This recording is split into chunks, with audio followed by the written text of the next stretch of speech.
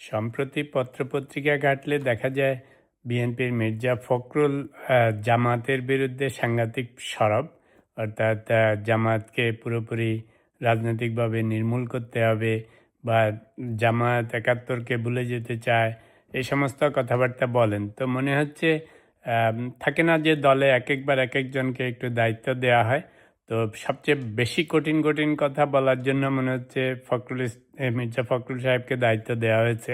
যাই হোক, তো এই প্রসঙ্গে সোশ্যাল মিডিয়ায় বা যারা টক শো করেন, তো ওনাদের নানাবিধ কনস্পিরেসি আছে। সেই প্রসঙ্গেই আজকে আমরা দুটো কথা বলবো।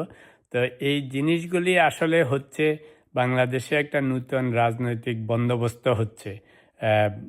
পার্টিগুলির মধ্যে, সরকার ব্যবস্থার মধ্যে, বিরোধী দলের মধ্যে যে একটা রিঅ্যালাইনমেন্ট হচ্ছে, সেই বন্দোবস্তের কারণেই এই সমস্ত জিনিস হচ্ছে।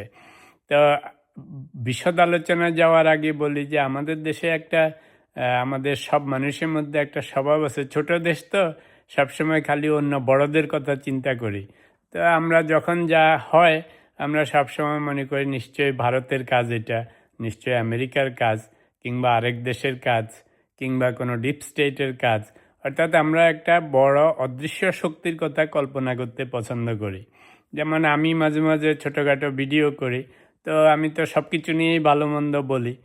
যদি কোনো কারণে কারো দলের পক্ষে যায় তাহলে মনে করে ইনি বোধহয় সেই দলের দালাল। কখনো আমি ভারত বিএনপির দালাল, কখনো জামাতের দালাল। কালকে একটা ভিডিও করেছিলাম বাংলাদেশ আমেরিকা ট্রেড এগ্রিমেন্ট নিয়ে। তো অনেকের এখন মনে হচ্ছে হয় আমি ইউনুসের দালাল, আর নাইলে আমি হয়তো আমেরিকার দালাল।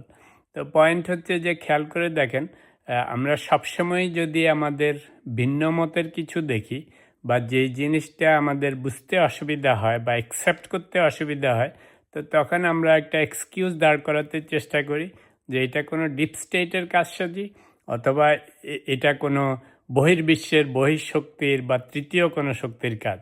তো যেটা বলছি যে মির্জা ফখরুল সাহেবের যে সমস্ত কথাবার্তা দেখি আজকাল জামাত সম্বন্ধে, তো অনেক টক শোতে শুনি বা সোশ্যাল মিডিয়াতে দেখি, সবাই একটা কথা বলতে চেষ্টা করে যে ইলেকশনে যেহেতু নানা রকম ইঞ্জিনিয়ারিংয়ের কথাবার্তা আসে, যে নিশ্চয়ই বিএনপিকে যারা বসিয়েছে সেই শক্তিই চাচ্ছে জামাতকে নির্মূল করতে। আমি কিন্তু তা মনে করি না। আমার কাছে মনে হয় এখানে একটা নূতন বন্দোবস্তের সৃষ্টি হচ্ছে, যেটার কারণে এরকম হচ্ছে। তো সেই বন্দোবস্তটা কি? আগে গত 40-50 বছর ধরে খেয়াল করে দেখেছেন যে বিএনপি আওয়ামী লীগ ছিল মেজর শক্তি বাংলাদেশে রাজনৈতিক দল হিসাবে। জামাতে ইসলামে ছিল অনেকটা 3 নম্বর দল হিসাবে, বিএনপি আওয়ামী লীগের কাইন্ড অফ সহায়ক হিসাবে।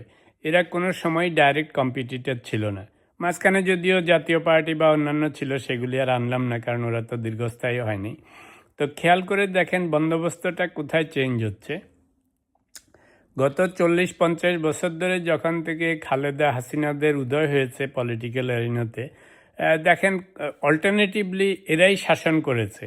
তো ফলে দেশে বেশিরভাগ মানুষই directly or indirectly BNP Awami লীগের সাপোর্টার হয়ে গিয়েছে। ফ্রম টাইম টু টাইম অন্যান্য দলের ছিল, আর জামাতের একটা অংশ সাপোর্ট ছিল, এবং সবসময় ধরে নেওয়া হতো এরা সহায়ক হিসাবে কাজ করতো, ইদার আওয়ামী লীগের সহায়ক অথবা বিএনপির সহায়ক। ফলে যখন যা দরকার হয়েছে সবাই এদেরকে নিয়ে তাদের সাহায্যে ক্ষমতায় যেতে চেয়েছে। তুলনামূলকভাবে বিএনপি এদের একটু বেশি এদের প্রতি সফট ছিল সবসময়। তো আবার এরাও বিএনপিকে অত বেশি অ্যাটাক করতো না ডাইরেক্টলি, কারণ ওদেরও তো শেল্টার দরকার ছিল। This is the first time এই 2024-এর গণ অভ্যুত্থানের পরে এখনই প্রথমবারের মতো সেই রাজনৈতিক বন্দোবস্তে ব্যাঘাত ঘটেছে। সেটা কেমন করে হয়েছে? সাডেনলি আওয়ামী লীগ অনুপস্থিত 100%। তো এখন ফ্রন্ট লাইনে চলে এসছে জামাত। জামাত এসে গেছে এখন ফুল কম্পিটিশানে। এতদিন ওরা 3 নম্বরে ছিল, ওরা ছিল সহায়ক শক্তি বিএনপি বা আওয়ামী লীগের ক্ষমতায় যাওয়ার। এখন ওনারাই ক্ষমতায় যাচ্ছেন। তো ফলে এখন তো সে আগের বন্দোবস্ত আর নাই। তারপরে যখন ইলেকশনে হলো না, এখন ওনারা হয়েছেন বিরোধী দল, হইলেও ওনাদের সেই ক্ষমতায় সিংহাসনে ওঠার যে পটেনশিয়াল ছিল বা এখনও খায়েশ আছে, সেটা তো আর যায়নি।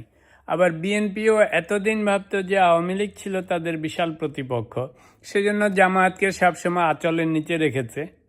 খারাপ অর্থে বলছি না, কিন্তু এভাবেই রেখেছে যে বাবা তোমরা তোমাদেরকে আমরা প্রোটেক্ট করে রাখবো, সময় মতো আমাদের সাপোর্ট দিবা। আর মাঝে মাঝে দরকার হলে নিজেরা নিজেদের মধ্যে ফাটাফাটি করেছে, বাট বিএনপির আঁচলের নিচে সবসময় রেখেছিল। এই প্রথমবার এখন তারা ওই যে ছাত্রলীগের লুঙ্গির তলার থেকে বেরিয়ে শিবির যেমন ডাকসুর সব কিছু হয়ে গেছে, ওরাই এখন নেতাদেরকে ছাড়াই গেছে ছাত্রলীগের। এখন যারা আঁচলের তলায় ছিল ওরা নিজেরাই ক্ষমতায় বসবে, ক্ষমতার মসনদে যাবে। বিরোধী দলে গেছে, তাতেও সন্তুষ্টি হচ্ছে না। আমি খারাপ ভালো বলছি না, খালি বন্দোবস্তটা বুঝাচ্ছি। তো ফলে দেখেন সমীকরণ চেঞ্জ হয়ে গেছে। যারা আগে ইভেন জামাতও মনে করতো যে আমরা 20, 30, 40টা সিট পাইলে এবং যারা আমাদেরকে একটু দু একটা মন্ত্রিত্ব দিবে বা সাথে রাখবে বা আমাদেরকে ভালোভাবে ট্রিট করবে, তারা সেখানে খুশি মনে থাকতো। এখন তো তারাও সেটাই খুশি না।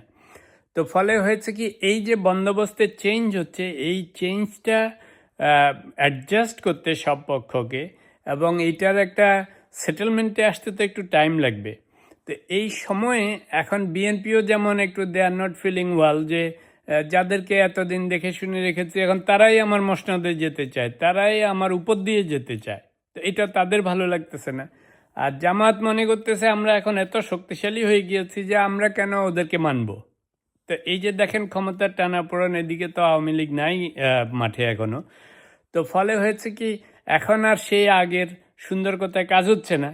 এখন জামাত চাচ্ছে, বিএনপি চাচ্ছে কেমন করে জামাতকে দমায় রাখতে হবে, যে ওদেরকে দেখাইতে হবে ওদের স্থান কোথায়, যে তোমরা এখনো বিগ চেয়ারের জন্য রেডি না, কিংবা সেদিকে আসার চেষ্টা করো না। আবার জামাত বলতে চাচ্ছে যে আমরা তো ভাই রেডি, আমরা তোমাদেরকে মানি না।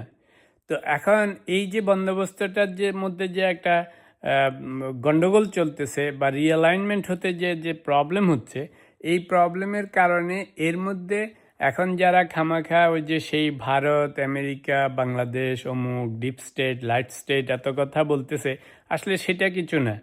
আগের দিনে দেখেছেন সিংহাসনে যাওয়ার জন্য ভাই ভাইকে মেরে ফেলতো, ছেলে বাপকে বন্দি করে ফেলতো, ভাই বোনকে বন্দি করে ফেলতো, মাকে বন্দি করে ফেলতো। আমরা তো সবাই ইতিহাস পড়েছি। তো কেন হয়েছে? ওই সেই মসনদে যাওয়ার জন্য। এখন যেহেতু জামাত বুঝে গেছে যে এখন আমরা ক্ষমতায় যেতে পারবো, এটা ওদের ধারণা।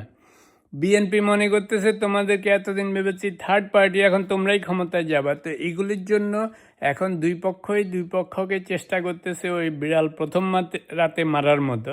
বিএনপি চাচ্ছে এখন থেকেই দমাইতে হবে জামাতকে, আর জামাত মনে করতেছে এখন থেকেই বিএনপিকে কন্ট্রোলে আনতে হবে।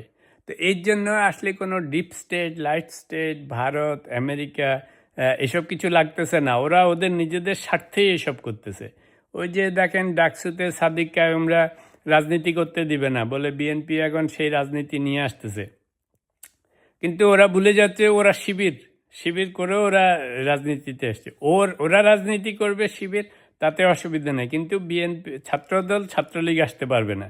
তো এটা কেন করতেছে? কারণ ওরা ধরে নিছে যে ওখানে রাজনীতি আসলে তো ওরা টিকতে পারবে না। ছাত্রদল, ছাত্রলীগের লোকজন আসলে তো শিবির এখনো চান্স পাবে না। ওদের সাপোর্টার আছে, বাট ছাত্রদলের মতো, লীগের মতো এত সাপোর্টার তো নেই। তো ফলে ওরা চাচ্ছে কি যে কোনো রাজনীতি না থাকলে ভালো। কিন্তু আবার in the process they forget যে ওরা তো শিবির থেকে এসছে। এখন আপনি ক্ষমতায় আসার পর আপনি বলতে পারেন আমি রাজনীতি করি না, কারণ এখন ক্ষমতা আপনার হাতে। ক্ষমতা চলে গেলে তো আপনি তখন আবার ব্যাক টু দি প্যাভিলিয়ন হয়ে যাবেন।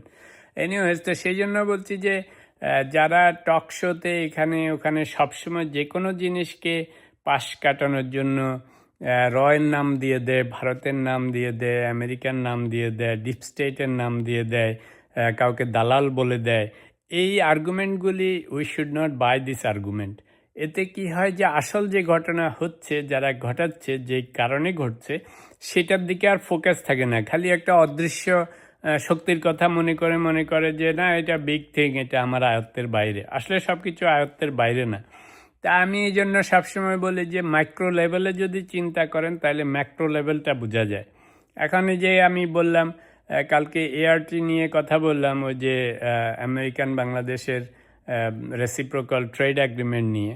তা তা আমি আমার মতো করে ইন্টারপ্রিট করে বলেছি, কিন্তু অনেকেই দেখি আমাকে বলতেছে আমেরিকার দালাল বা ইউনুসের দালাল। তো চিন্তা করেন, I know about my self, I am not দালাল অফ এনি ওয়ান।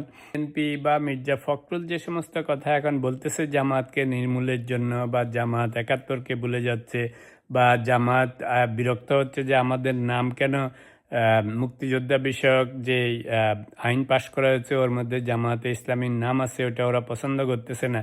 এই সবগুলির মূল কারণ হচ্ছে, কারণ জামাত এখন ক্ষমতার খুব কাছে চলে এসছে, অর্থাৎ ওদের এখন নিজেদেরই মসনদে বসার শখ হয়েছে। আর বিএনপি এখন চিন্তা করতেছে এতদিন যাকে আঁচলের তলায় রেখে আশ্রয় প্রশ্রয় দিয়েছে, এখন দেখি সে নিজেই ক্ষমতার মসনদে বসতে চাচ্ছে।